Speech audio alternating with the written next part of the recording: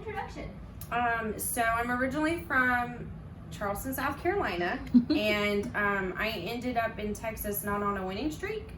I was in a very abusive relationship that centered around drugs and alcohol. Had been for about 5 years, and one day he just up and left. He left me on the side of a road. He stole my brother's ashes, my dog, all of my belongings that I had, and he just hauled tail. And I had to, with no money, no phone, no anything, find my way back to the nearest town where I knew people. It was about 2 hours away. I was in the outskirts of a town called Columbia, the capital of South Carolina. I had to find my way back essentially to near Myrtle Beach. And he called a few days after he had disappeared and said that he called a friend of mine I was staying with and said that he was on his way to Texas. I'm getting high continuously, staying high, staying drunk, crying, sending out suicidal videos, messages to my family, not coming home. No one really knew where I was with the exception of him.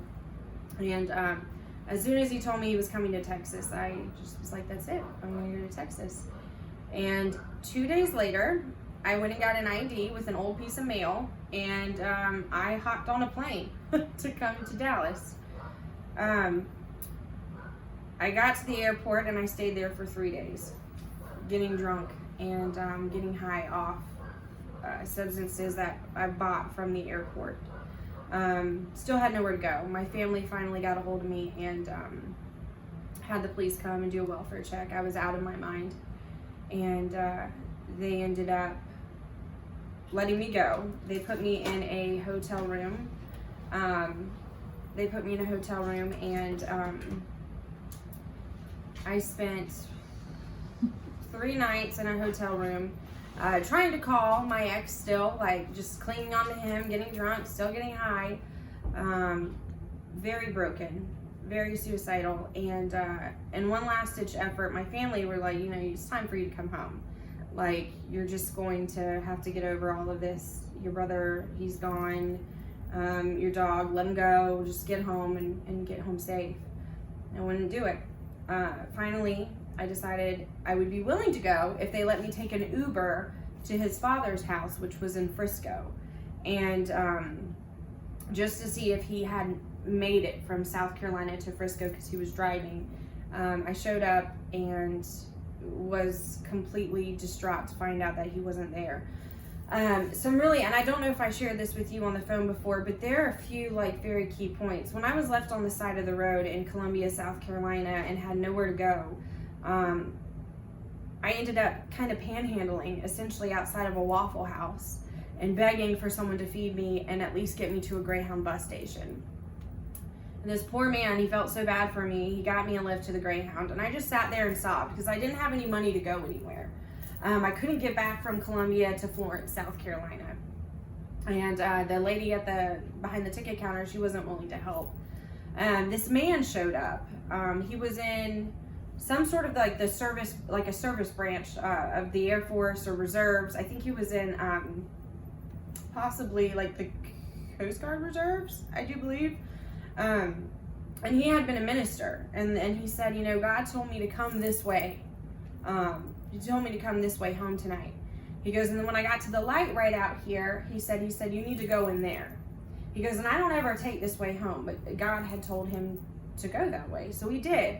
And he walked in there and he saw me falling apart, manic, out of my mind. And he said, the very first thing, I'll never forget it, that he said to me, he goes, I think you're the reason I'm here. And I remember looking at him and who the fuck are you? What do you want? He ended up buying me the ticket back home. I wanted to preface that. He ended up getting me the ticket home and making sure I got on that bus. And that's a very important part for me in my story, because I have never willingly walked away from the man that I was with, the drugs, or the alcohol. So that was the first step I had to take. I needed to get back to where I knew people. And he waved to me goodbye. So that was the first time I walked away. And then shortly thereafter, I come to the airport, got left there, spent 76 hours at that airport, and got put in the hotel. The driver that drove me from DFW to Frisco, Texas, which is where his dad lives, she was also a minister. Her church burned down, or not burned down, her church went out because of COVID. They were all unemployed. This was about a week before my birthday, so I had an excuse to get drivers to stop so I could go by liquor stores. So she stopped, let me pick up a bottle of liquor. I boohoo cried. I told her my story, the reason why I was in Texas, how I got left at the airport, and in a last ditch effort, before I go home, to see if he was there, and my brother's ashes would be there, my dog, all of my belongings, my purse, my phone, you name it. And she prayed with me. It was about an $80-something Lyft that my cousin had paid for online just for me to get from Grapevine to Frisco and then halfway back. I couldn't even afford the whole way back. And she pulled over when we got there, and she said, before you get out, I want to let you know that God's put it on my heart, and I wish I could make this up, y'all, and I'll probably start crying, that you're not going to leave here without what you came here for. And I'm like, yeah, right. I'm not going to get my brother's ashes back. I'm not going to get my dog. I'm not going to get any of those things. And she goes, you're not going to leave here with what you came here, without what you came here for. And I walked up to the door and I knocked. And of course, his name wasn't there.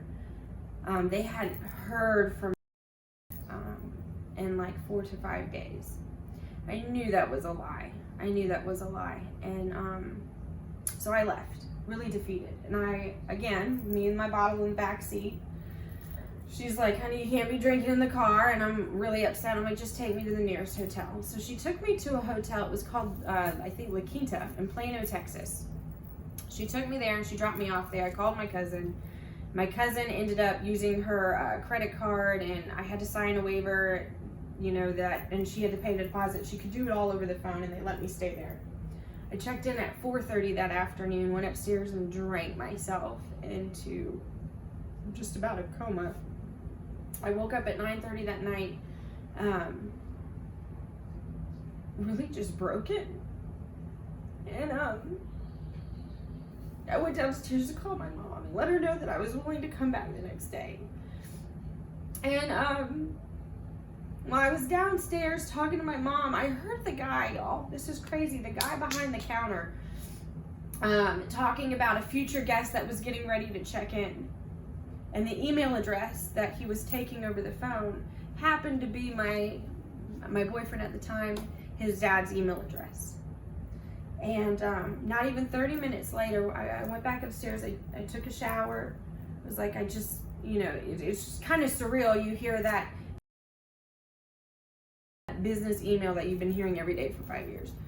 I was room 204 at that hotel, and 30 minutes later, there's my ex-boyfriend with my dog, his father, and all of my belongings, barreling down the hall in room 207, right across.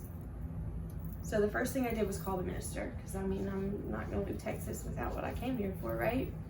And I really thought at the time that meant all my things. I did get all my things back, and I called the police. I got everything back, and I'm still I've got probably now about 4 bottles of vodka. I didn't know that Uber delivered alcohol until I came to Texas. Just racking up, and I'm calling him. I'm just manic. It was crazy. I got all my things back. My parents flew me home. I get back to my mom's couch in Charleston, South Carolina, and I tried to kill myself. And when I got out of the hospital, I decided to go back to Texas. I was going to fly back out here, and I was going to convince that man to take me back. So I loaded up on drugs. I tried to take heroin through the airport, and it fell out of my pants. I took the last little bit of meth I had, and hopped on a plane, and my dad tried to stop me. I got put on another psych hold at the airport, handcuffed and put in the hospital again. I ended up bumping my flight, and I was so intoxicated. I actually got on when they bumped up my flight. I didn't realize the flight I booked, the final destination was not Dallas. it was actually Philadelphia, and it had a layover in Dallas. So when they bumped up my flight, it put me on a direct flight to Philadelphia. So I ended up flying to Philadelphia and got stuck there for a night in their airport. And then finally, I stole my mom's credit card information and booked another flight from Philadelphia to Dallas. Got an Airbnb in his neighborhood and waited. It was pretty bad, right? Like, I'm not in my right frame of mind. But God, once again, kind of showed up in that situation. Of course, I did what every addict, alcoholic would do. I got nice and loaded before I made my presence known, and got hit with a no trespassing order, and sat outside the apartment community and sat on a hill and just waved. I waved every time he went in and out, and I got drunk. And my first night there was this old man, and he was driving a car. I'll never forget his name, and I still talk to him to this day. His name was John Sherman. And John Sherman, I kid you not, was another minister. He traveled, and he shared God's word all across the country. And he'd spend the next 3 nights sobering me up with chocolate milk and sugar cookies. This was, I think, from December 16th to like the 20th that I was there. Yeah, December 16th through the 21st that I was there. And he would spend every night, and he'd sober me up, and he would talk to me about God. And I wouldn't go back in that neighborhood anymore. I would just listen to this man. And then finally he said, what do you want to do? Like, do you want to live, or do you want to die like this? Because you're not in your right frame of mind. And you know, I used to be respected in my community. I had a brother that had special needs and was very active in the community and giving back.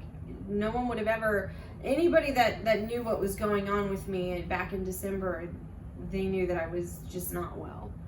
And it was driven by drugs and alcohol. So I said, I want to get some help. And I called my cousin again. And she's like, well, I found this place I want you to go to. I want you to go to Homeward Bound. And I was like, I'm not going to go anywhere you tell me to go to. I'm going to go where I want to go to. And of course I was drunk. And come to find out, through doing my own research, I found a place that I wanted to go to called Homeward Bound. And so that's what I did.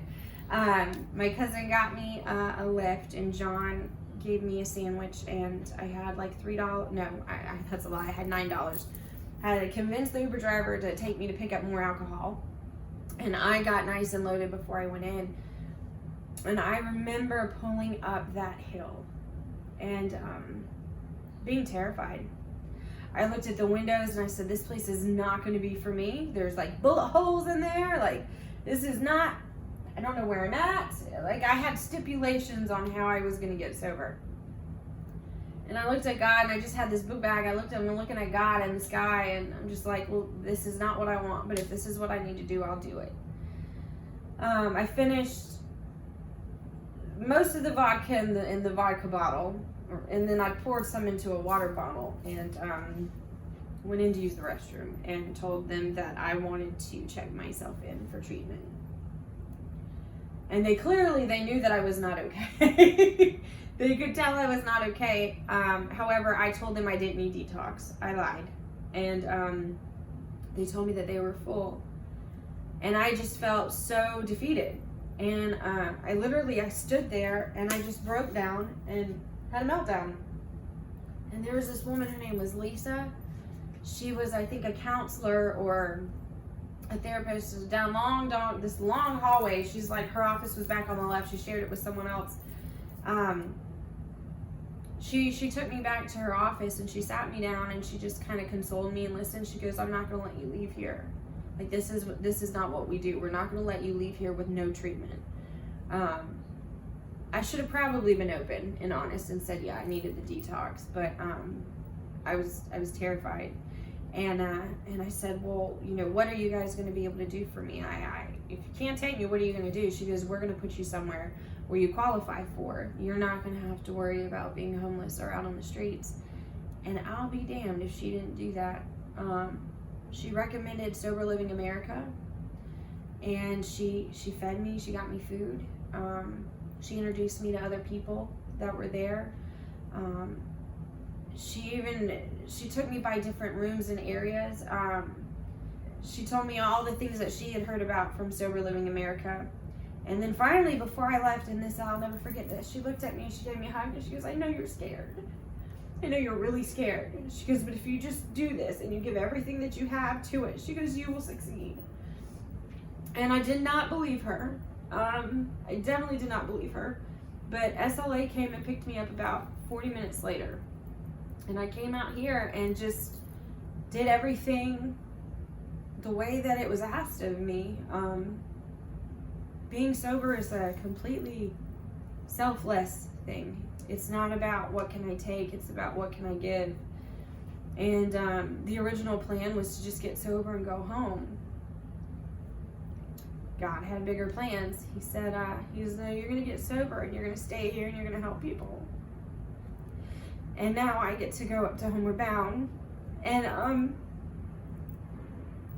pick up girls and men that were just like me, drinking in the parking lot, too afraid to go in, and help them, which is really the most rewarding thing in the world. Because prior to getting here, I just wanted to die. Like, I really did. I did not want to live. And I went back. I tried to look for Lisa because I wanted to thank her. I mean, I was a mess when I got there, and I don't know. It's just like I told Juana, I may have not went there, but it's not by fate that I kept running into these people that would lead me from point A to point B, get me there, them get me here, and then just keep doing this thing. And now I can be the director of a campus with an amazing family around me, and we're just living, eating, and breathing recovery, like touching the next person. And I think that's really all it's about. And now I get to wake up and do it every day. So that's really kind of, in a nutshell, I was insane. But now I'm not anymore. Now I'm just sane, I guess, a little bit more. So yeah, that's all. That's beautiful. Thank you for sharing all of Yeah. that. It's really, I got really entranced by your whole story. And I was just listening to crazy. A lot of miracles along the way, right? Yeah, I feel like God, honestly, and I didn't even know like that he worked in threes. I would talk to my mom. I remember when, and I do have a picture of my hotel room to his hotel room door from like the post when that night happened, because what are the odds? Like, what are the odds? And I feel like God literally had to all but slap me in the face. I knew that being with that man and the drugs and the alcohol, that lifestyle, I was never going to make it fit the mold that I really wanted, which was like a family and friendships and love and light and laughter. With him, it was, 13 staples in my head, broken bones that have never healed back up right, arrests, criminal domestic violence charges. That's being left on the side of just about every road. Without a pot to piss in or anything to eat. That's what it looked like. And I don't know, it just blows my mind. Like, God really slapped me in the face. And he was like, are you listening? Because I'm here, I'm helping you. Are you willing to listen? And I don't know that many people really get that experience. I think sometimes a lot of people, they don't see what God's doing. Like, he's working, but you can't see what he's doing behind the curtain. You just kind of like threw the curtain open on me and was like, here I am. Is this what it's going to take? And it stuck. And I've never doubted his presence since then. So just for clarification, so you got into detox, and did you do the program? Oh, okay. No, and I explained that to Miss Wanda too. I didn't. I told them I didn't need detox, but they were completely full. But I ended up staying up at Homeward Bound for about 2 hours after that, just under the care of, I don't think Lisa was a counselor. I think she was like some sort of like a RN or something like that. But she literally just kind of babysat me. She babysat me and just made sure that I was okay, talked to me. I was terrified, legit terrified, and sometimes just somebody's kindness. To this day, I don't even know that she realizes like the impact she made on me. Had I would have gotten there and somebody would have been mean, I would have came here. I would have came here. It's something just that simple. And then who knows what would have happened. If I wouldn't have made it to Homeward Bound, if I wouldn't have met that man at that Airbnb, I wouldn't have made it to Homeward Bound. You know, it's just that series of events with just kind of God lining up who you get to meet along the way. The gentleman that did my intake here, I was able to actually meet him for the first time 2 weekends ago. Had he not been nice to me on the phone when Lisa had her arm around my shoulder while I was doing my thing, I wouldn't have showed up. It's just those little acts of kindness and somebody that understands, because as alcoholics and addicts, we are so fragile and we're terrified. Everything we do is driven by fear. And so it's so easy just to avoid the real world or numb yourself. I can give you 1,000 reasons why I wouldn't get sober, whether it be the bullet holes in the windows or the way it looks, or if I thought someone had a bad attitude, but it's just all fear. And you can't have fear and faith. Like, fear can't exist with faith. You know, not in the same room. It can't. So, yeah. That's something that we hear a lot of people who've actually been to other places that are more posh and pampering, but then they come to Homeward Bound and they have a different experience. And do you think it's because of the people, the mission? I do. What really, when I did my own research and I wanted to go to Homeward Bound, and it shows through, like, I talked to everybody here that came from Homeward Bound like I've been there too. In fact, one of the guys that was outside when I was out there drinking in the parking lot, he was like, just put it down and come inside. He ended up coming through here as a resident. He was the only person that ever saw me drunk or high. Like, no one else saw it. But he did, and he came through here. He had said that, or not he, I'm sorry. People that have come through have all, we all agree on the same thing. At Homeward Bound, just, they help people. They believe in people. We have a gentleman here right now that is very unique. And Wanda Brown is the first person I called. How can I help this guy? Because I know without a shadow of a doubt, she loves him. She loves him just as much as we do. And she knows exactly who he is. She hasn't forgot his name. She hasn't forgot his face. I didn't even have to tell her what was wrong. And she knew exactly what to do for him. And that man turned around and he did it on Wednesday. He went and saw his psychiatrist and got put back on his medicine. But that's what you get at Homeward Bound. Like, you get people that care about you. And it doesn't matter if it's just drugs or alcohol. You guys treat so many different variations of thing, and people that are just lost in general. That is amazing. And I can honestly say that I've never met anybody that hasn't came through, or that has come through Homeward Bound and had a bad experience. I have yet to meet a single person that has done that. I wish Wanda Brown would give me more male referrals. but she's got Jerry over at Dallas too, and he's amazing. Jerry's amazing, so he takes a lot of them. We're grateful. We're very grateful. I wouldn't be here. I wouldn't be sober, and I wasn't even technically a patient. So I have to give credit where credit is due. And you guys, it's amazing what you guys are doing there. And I have the privilege of being able to help people that have left you guys here and see them grow even more. And I don't think that it gets any better than that. Can you talk a little bit about what you do now? Yeah. So I get multiple people at my door all the time. I direct the Sober Living America campus, the Dallas 1 campus. We are a 43 bed facility. We're getting ready to jump up to 49 beds. I lead 2 on-property meetings a day. We go to 2 off-property meetings. We specialize in getting people plugged in to recovery and God, essentially. We use the 12 steps of AA, and yeah, that's what we do here. So yeah, that's what we do. We get people plugged into God and plugged into recovery. Here you have enough rope where you can either save yourself or hang yourself. It's going to be up to you. It's what you make of it. But from sunup to sundown, it's getting people plugged in. Getting people that come that don't really have much. Food stamps, clothing, hygiene care kits. I've got these big massive bags. They're full of hygiene kits. Donations for bedding and just getting people back on their feet. And then they get to learn how to balance work with recovery. And so everything that someone would be doing outside in the quote unquote real world, they're going to learn how to do that here. We just help with transportation. And we give them the emotional support and encouragement and one-on-one peer counseling, things like that they need. It's like it's transitional housing. Mm-hmm. That's really nice. And it's all of these?